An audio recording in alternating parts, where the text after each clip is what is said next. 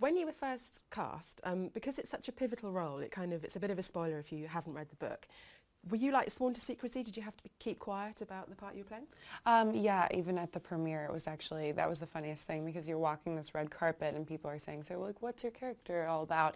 And all I could say was, she's Nick Dunn's student, which people were kind of looking at me sideways like, go on, and I couldn't explain, so it was kind of funny. Was that quite hard to keep that? It was really hard, even to talk about the film. I mean, I could sort of talk about larger ideas, but really not mention Andy.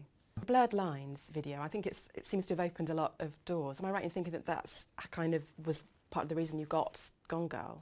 Yeah, I mean, I auditioned sort of in a room full of other girls first, but I think that definitely David liked the idea that my character, or even just from my modeling career, could be divisive. He did that sort of with Rosamund and Ben as well. Rosamund's not as familiar to American audiences, and that was useful for Amy because you didn't know whether to trust her or not. And same with Ben. He's sort of been on both sides. People have had mixed opinions of him, and I think all those things come to play in Gone Girl. With the video, I mean, it did cause a storm of controversy, once it had got out there. Looking back, do you have any regrets? Not at all. I didn't originally sign on to do the video. I wasn't convinced of it. But when I met with the director, Diane Martel, I was really impressed with her, and I liked her ideas for it. So, no regrets at all. It's gotten me to where I am.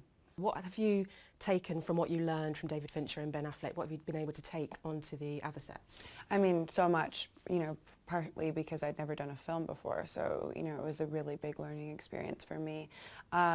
Every film is different. That's one thing I've learned through those 3 films. The production and the process were really specific, and one great thing about working with David as, my first time film, was that he sort of gives you a lot of time to shoot. You do 1 million takes, which as a first-time actress on a film is, a wonderful thing. The more minutes you can have on set, the better.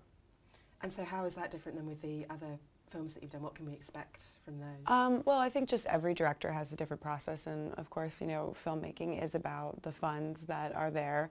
Entourage, of course, is a very fun, lighthearted film, and We Are Your Friends we made with working title, and before it was picked up by Warner Brothers, so it was really a kind of effort from the ground up, and as it was my first lead, so it was really interesting to sort of learn what responsibilities one takes on.